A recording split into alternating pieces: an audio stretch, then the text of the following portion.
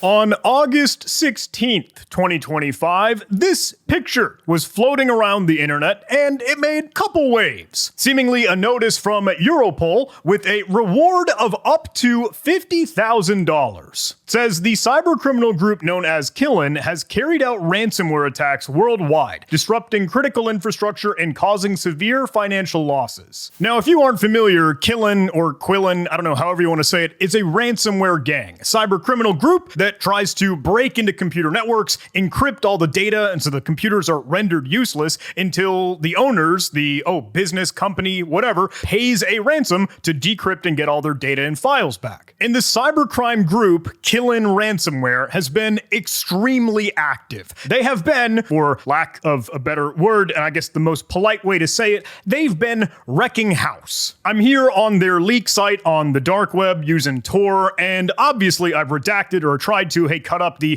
company names that are affected just for, their sake. But obviously this info has already been leaked and published out on the dark web. But these are some entries as of just a few days ago, as of today at the time of recording, and they've been doing a lot of damage. And this anecdote is extremely sad, and I don't mean to be making light of it, but it's something that I did want to bring to your attention just for the sake of, getting this point across. Ransomware, right? Cybercrime has done so much damage now when it affects critical infrastructure or life-saving or life-preserving work, like a hospital, taking down infrastructure, taking down operations. I believe one individual, unfortunately, the Killin group that took advantage of this exfiltrated compromise, hacked that, has really led to the death of one of the individuals and the patients there. So it sucks. Cybercrime is bad. That's why law enforcement works to stop stuff like this. They'll take down, seize, disrupt, do anything they can to stop ransomware and cybercrime like this. So this notice, reading continues, the group is administered by individuals using the aliases Hayes and Exoracle,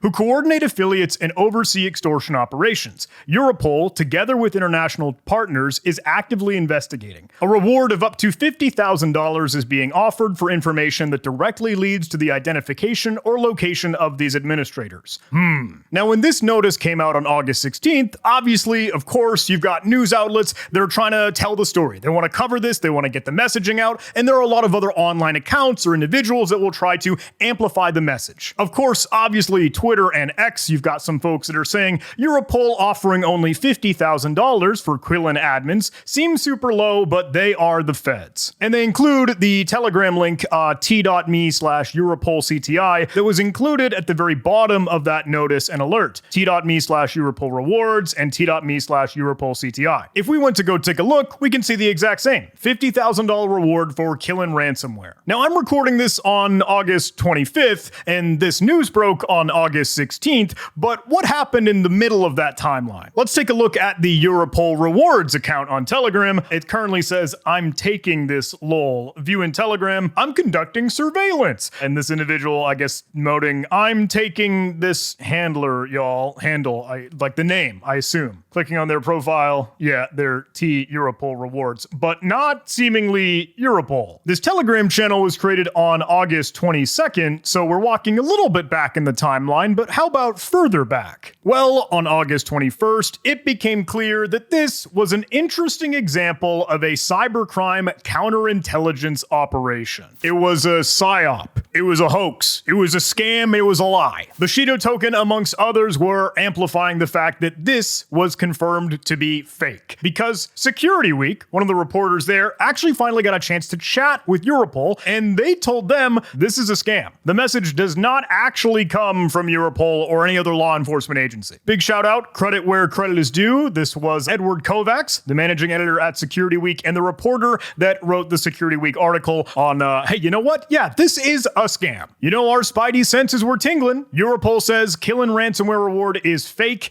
We had the thought $50,000 just seemed a little too low. Obviously, that's not just it, but this is what the Telegram channel for Europol CTI, now known to be a hoax and a lie, originally had stated. And actually, while we are digging into some dark web shenanigans stuff between Telegram and ransomware operators and cybercrime, I think this would be a really cool opportunity because it just ties the story together with how we might be able to explore this and go look. And I gotta be honest, hey, that's something with the sponsor of today's video. You know that I am a huge fan of Flare, the threat exposure exposure management platform, just being able to see our exposed attack surface and just kind of be able to see what those cyber criminals are up to. I do want to use Flare to help tell this story here because I think there are some other interesting breadcrumbs we can track down, like what were other cyber criminal folks chatting about this and what were they thinking? What's the reaction? What's the response? So while we could, dig into the different identifiers we could set to track your own company, your own business, see if any of your information is out and about on the dark web, really, I want to go into the events tab and then use sort of the global search so we could basically use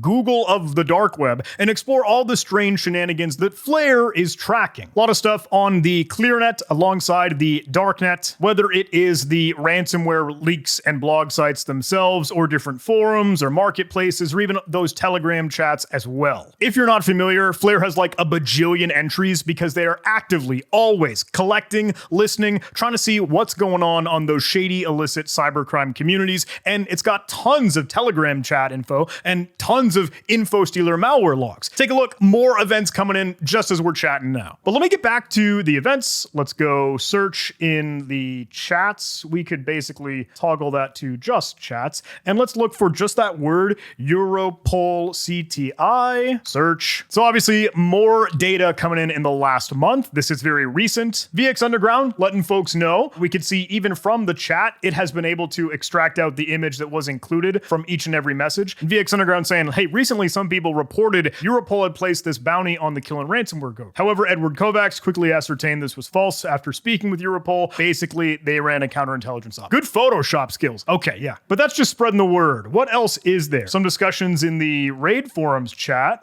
We looking for Hayes. One of the other neat things though, we could see the similar activities or even keep looking at that actor. Like see what was Aegis up to, what have they shared over on these chat messages within Telegram. Tons of cool stuff you could dig into. Anyway, it's silly to see them chirping about this over in Telegram, but what more is there? Wanted to give Bleeping Computer credit because their screenshot is the one that I just showed of what was originally on the t.me/Europol CTI Telegram channel. But if we were to take a peek at that Telegram channel, I didn't show you that earlier. We only looked at Europol rewards, but the Europol CTI now displays a single message that says, ooh, this was so easy to run and fool so-called researchers and journalists that just copy stuff. Thank you all from Ray. Kind of fun. You can see the history. August 16th was when this all went live, the hoax, the scam. Messages in that channel will then automatically be deleted after 1 week. And then, later on, they no longer be deleted automatically. But Ray's little signature and calling card is the hee hee ha ha